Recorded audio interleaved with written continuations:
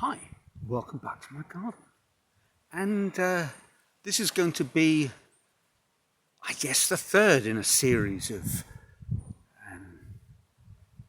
speculations about our comfort zone. I hadn't necessarily been planning to make a part 3, but, well, as always, stuff came my way. One was a newsletter from grandmaster Alex Kolovich, popped into my inbox. And another was, well, a Big Think video. I'm not sure if you're familiar. It's with Big Think. It's a channel that surfaces on my YouTube feed. I suppose it's a bit like TED Talks. They're short presentations about big ideas or interesting angles on things. And this one was presented by the film director Kevin Smith. Now, Kevin Smith and Alex Kolovich, chess grandmaster and pop culture film director, don't seem to be obvious bedfellows, but there we are. It struck me that they were sort of talking around a related point. And conveniently it arrived this week, just in time, in the nick of time, to give me an idea for this week's film. And it was now or never. I don't know how that happened. I'm not going to go with a sort of mystical law of attraction, or even the algorithm, because in this case, well, it was my email. So nothing to do with the algorithm. I just think it's that if you are sufficiently connected, as most of us are, and especially if you receive these sort of, you start exploring these sort of philosophical angles, life improvement sort of newsletters and video essays. Well, there's going to be some sort of overlap, whatever theme you're interested in, and this proved to be the case. That's enough waffle, and there's probably quite a lot to get into, so I should have probably stopped burbling about how did this happen minutes ago. Let's begin with Alex Kolovich. It's a great newsletter. Alex is now more or less retired chess grandmaster from Macedonia. And this week's, sometimes his newsletters talk about very specifically chess content, ideas, and he's a bit of a theoretician and writes books and coaches people, coaches national teams. But on this occasion, he began by posing the question of what is talent? And the reason he was posing the question was he suggested that he'd always been plagued by the question of whether he was talented. And I think all of us chess players, in fact, probably anyone who does anything that in some sense could be slightly competitive, or where there is some sort of validation, you're going to deal with the question of talent. And he began answering the question, and then it sort of led on to something else. And his rough answer is that a measure of your talent is how far you get before you hit your first big plateau. Essentially, the point at which you just naturally seem to be improving. That's not to say you aren't working hard, because all of these strong chess players, and he's obviously as a grandmaster, a very strong chess player, all of them work hard, absolutely all of them. But in his case, he said that he kind of hit a wall as an international master. If you look at the really great players, someone like Garry Kasparov, arguably the greatest chess player of all time, he hit his first sort of wall in the first World Championship match he played. Bobby Fischer hit his first sort of plateau at the world candidates at the age of 15.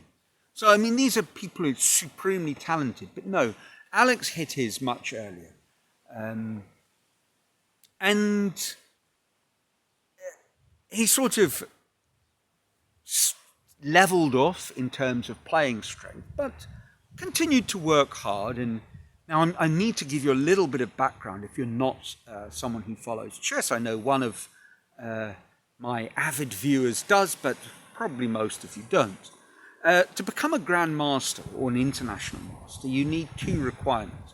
You need to achieve 3 norms, which are strong performances in international tournaments, and then you need to achieve a chess rating, which is a sort of aggregate calculation of your chess strength mathematically.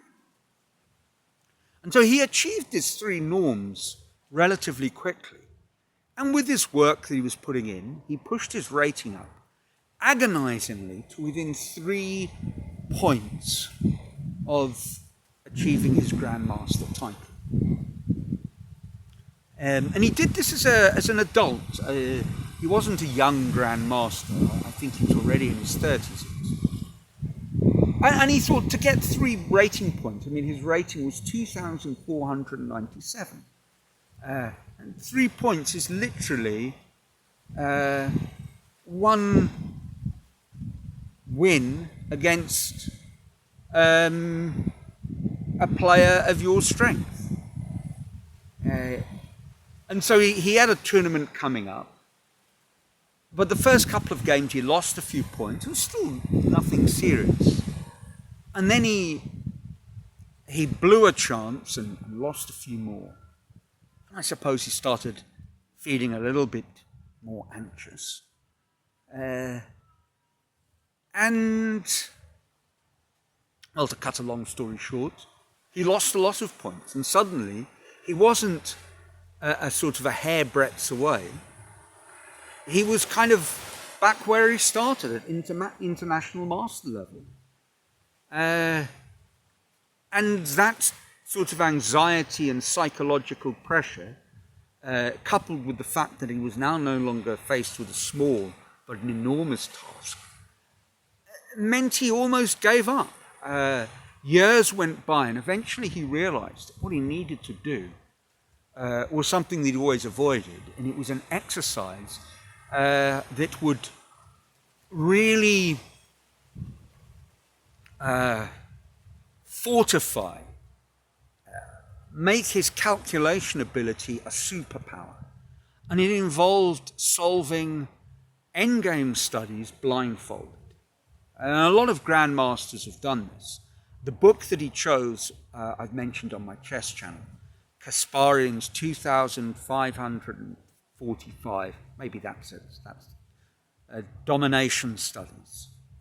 Incredibly brilliant, very, very difficult. And at first, Alex said that they were just impossible. He thought he'd lost his mind. But after about a year, he started to see progress. He started to solve the puzzles. He committed to doing at least an hour a day, religiously, every day. And he turned a corner, regained his confidence, and eventually, to cut a long story short, after a few years, actually had the tournament of his life and achieved the grandmaster title at, I don't know, maybe 37, I'm guessing. And it's a fantastic tale because it shows the sort of the lengths that one needs to go. And at the end of his newsletter, he says, he's often wondered since then. He enjoys his chess far more now. He's relaxed into playing at a lower rating, but just enjoying the game. He no longer plays, in a sense, professionally. He coaches professionally, so that's taken the pressure off him. And he posed the question of whether this pursuit was a good thing, whether he was glad he did it. And he said he doesn't know, because it was agony. It was a torture of sorts. But what he is certain of is that it was something he had to do, for better or worse. And I was reflecting on this. And then up popped this Kevin Smith talk, which is essentially saying, just do that thing you want to do. Whatever that might mean. Embrace, I can't remember the title of the video, but it was more or less along the lines of, we must embrace reasonable unreasonableness. And he describes unreasonableness as being like on the top of a building and leaping off without some sort of hang glider or jetpack. Now that's just stupidity. It's not going to end well. But he's not talking about that. And then he just started telling the tale of his first feature film, Clerks. I actually watched him to see how he pronounced it, but there we are. It doesn't matter. And he had got this crazy notion in his mind to make a feature film. He didn't have any money, so he used his credit card. His friends were actors. At the time, he was working a pitiful job in a convenience store, and that's what the movie was all about. Very funny. I've never seen it, they say. And he made it and started entering it into the sort of marketplace. And there's a sort of clearinghouse for people to pick up movies. And the time came for the screening of his feature film. He went along, him and his 10 friends, crew members and actors. And they were the only people in the cinema. And as the movie started playing, he became increasingly filled with a almost, I suppose, nauseous feeling that it was a terrible film, crappily produced. No one was watching it.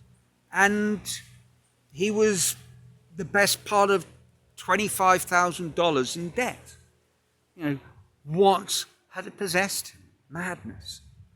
And then, as the film continued, he realized what he needed to do. That if no one picked up the film, if it did indeed die a death, he would have to work 1 or 2 or maybe even 3 of these appalling jobs to pay off the debt and save up more money and then do it all over again. Because, as he said in this presentation, he realized that in making the film, that was the only time in his life that he had truly felt that he was himself. He'd felt authentically alive. And that is what life is all about. And I guess when I've been talking about leaving our comfort zone, it's not just about stretching yourself. It's putting yourself in this place where you're doing something and you're thinking, why on earth did I undertake this ludicrous task? What possessed me? But deep down, it's the thing that you should be doing. You've always known it. And I think far more of us have that in ourselves, an idea of the thing that we should be doing. The Henry David Thoreau quote, which I have definitely thrown out more than once on this channel. You know, most men live lives of quiet desperation and go to their deathbed with a song unsung in their hearts or something like that. And it's tragic. And it's the tragic truth of this generation and past generations. But I believe that it is something that we can confront. Now, I apologize for the soundtrack. It's extremely irritating. I started making the film thinking, it's a quiet Friday, or Saturday, but it isn't. Maybe it's a message to me that it's time to stop. Perhaps I'll talk about my experience with the comfort zone next week. Otherwise, let me know about your adventures, what you think about this video, and I do trust your lives are filled with joy. And until next week, from the sunny Brazil, ciao.